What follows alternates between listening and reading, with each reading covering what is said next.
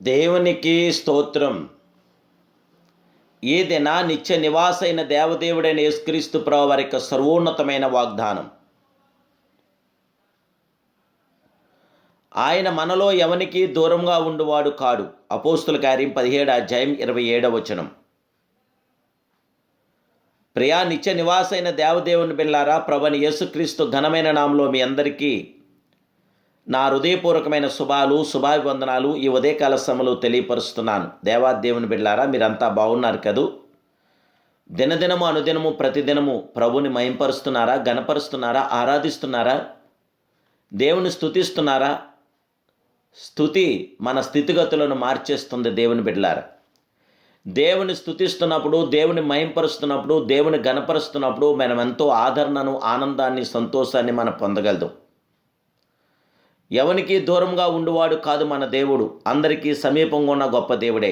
నేడు అనేకులు తాము దేవునికి దూరంగా ఉన్నామని తలంచుచుండగా, మనలను సృష్టించిన దేవుడు మనకు దూరంగా ఉండుటకు ఇష్టపడలేదు. దేవుని బిడ్డలారా, దేవుడు సూర్యచంద్ర నక్షత్రం అవతల ఉన్నాడని, వారి ప్రార్థన వినబడని ఎత్తులో ఉన్నాడని ప్రజలు తలంచున్నారు. ఇందువలన ప్రభు యొద్ద నుండి ఆశీర్వాదం పొందలేకపోవచ్చున్నారు. దేవుడు దూరంగా ఉన్న దేవుడు కాదు, సమీపంగా ఉన్న దేవుడు. అయితే మనము ఆయన ఎడల విశ్వాసం గలవారమే ఆయనను అంగీకరించినప్పుడు ఆయన ప్రేమ గల గొప్ప తండ్రిగా మనలను సమీపించున్నాడు. తండ్రి బిడ్డ అనుబంధమును బట్టి ఆయన సమీపంగా ఉన్నాడు. నేడు దేవుడు మీకు సమీపంగా ఉన్నాడని గుర్తించండి, గ్రహించండి, మహింపరచండి. నిన్ను విడవను, నిన్ను ఎడబాయనని వాగ్దానం చేస్తున్న గొప్ప దేవుడు నీతో ఉన్నాడు. ఇదిగో యుగ సమాప్తి వరకు సదాకాలం కూడా మీతో కూడా ఉన్నానని చెప్పిన మహిమాన్వితుడైన దేవుని బిడ్డలారా, దేవుడు మన దగ్గరే, మన పక్షాన ఉండగల గొప్ప దేవుడే. వృద్ధులైన తల్లిదండ్రులకు వారి బిడ్డలు తమ దగ్గర ఉంటే ఎంతో సంతోషం. దూర ప్రాంతంలో ఉన్న బిడ్డలు వారు ఇంటికి వస్తున్నప్పుడు వారు ఎంతో ఆనందం, సంతోషం పొందగలుగుతున్నారు. ప్రభు మన సమీపంలో నివసించగోరుచున్నాడు. మోషేతో ఇశ్రాయేలు ప్రజల మధ్య నేను నివసించగోరుచున్నాను, నాకు ఒక ప్రత్యక్ష గుడారం కట్టమనెను. సొలొమోను దేవాలయం కట్టి ప్రతిష్ఠించినప్పుడు మహిమగల ప్రసన్నతతో ఆ మహిమాస్వరూపుడు, మహిమాన్వితుడు, సర్వోన్నతుడు, సర్వజ్ఞుడైన దేవదేవుడు దిగివచ్చాడు. ఇదిగో మనుషుల మధ్య దేవాది దేవుడు వాసం చేయుచున్నాడని చెప్పని ప్రకారం ఆయన ఇమ్మానుయేలు, ఆయన మనవలే రక్తమాంసములు గలవాడైన దేవుని బిడ్డలారా, మన దేవుడు మనల్ని విడువని దేవుడు. మన దేవుడు మన పక్షాన కార్యాభివృద్ధి చేసే గొప్ప దేవుడు.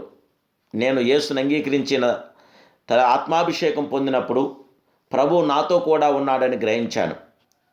దేవుడు నాతో ఉన్నాడు, నాలో ఉన్నాడు, ఆయన నాతో కూడా ఉన్నాడనే భావం కలిగి ఉంటుంది గనుక పాపమును, లోకమును జయించి పరిశుద్ధాత్మ దేవుడికి మహిమార్థంగా నేను జీవించగలుగుచున్నాను. దేవుని బిడ్డలారా, దేవుడు మన జీవితంలో జయమనుగ్రహించగల గొప్ప దేవుడే. తప్పిపోయిన కుమారుడు తండ్రి వద్దకు తిరిగి వచ్చాను. అయితే తండ్రి దూరమున కుమారుని చూసి పరిగెత్తుకుని వెళ్ళాడు. మారు మనసు పొందుచున్న ఏ పాపికిని ప్రభు దూరంగా ఉండువాడు కాదు. పాపమును చిక్కుకొని అల్లాడక దేవుని సమీపించుటకు రండి, దేవుని వద్దకు రండి, అప్పుడు ఆ మహిమాస్వరూపుడు మీ వద్దకు వచ్చినని దేవుడి వాక్యం మనకు ప్రబోధిస్తుంది. నీవు దేవుడి రాజ్యంకు దూరంగా లేవు, నీవు దేవుడి రాజ్యంకు సమీపంగా ఉండాలి. మనం దేవుడితో కొనసాగుతున్నప్పుడు మహిమాస్వరూపుడైన దేవదేవుడి యొక్క శాశ్వతమైన కృపను నువ్వు పొందగలదు.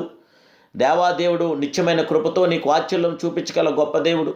యెహోవా నిన్ను పిలుచుచున్నాడు, ఆ మహిమాన్వితుడు నిన్ను పిలుచుచున్నాడు, ఆ కరుణా సంపన్నుడు నిన్ను పిలుచుచున్నాడు. ఇప్పుడే ఆయన చెంతకు వచ్చి ఆయనకు అద్భుతమైన ఆదరణను, ఆయనకు గొప్ప సంరక్షణను మనం పొందుదాం. దైవదేవుని యొక్క కృపతో నింపబడదాం. పరిశుద్ధాత్మ దేవుని యొక్క కృపాతాకిడి మీకు ఉండును గాక. ప్రార్థన. పరిశుద్ధుడును పరిశుద్ధుడు, మహోన్నతుడు, నిత్య నివాసమైన పరమ తండ్రి, ఉదయకాల సమయంలో మీరు మమ్మల్ని ప్రేమించి మమ్మల్ని ఇష్టపడి మీరు మానిమిత్తమై ఇచ్చినటువంటి ఈ శుభవాగ్దానం బట్టి మీకు స్తోత్రాలు న్యాయాధిపతి. వందనాలు న్యాయమూర్తి, నీకు స్తోత్రాలు. నాయనా, మాలో ఎవనికి దూరంగా ఉండువాడు కాదు. మహోన్నతుడు, సర్వోన్నతుడు, సమర్థుడు, శక్తిమంతుడు, ఉన్నతమైన క్రియా మీ కార్యం, మేలుపకార సహకారం మీ బిడ్డలైన మా అందరి పట్ల జరిగించి మాకు జీవిజయం, ఆనందాదరణ, సంరక్షణ దయచేసి పరిశుద్ధాత్మ గొప్ప కృపాతాకిని మాకు అందరికీ దయచేయం. నేస్తున్నాను, ప్రార్థిస్తున్నాను పరమ తండ్రి. Amen, amen, amen. May God bless you.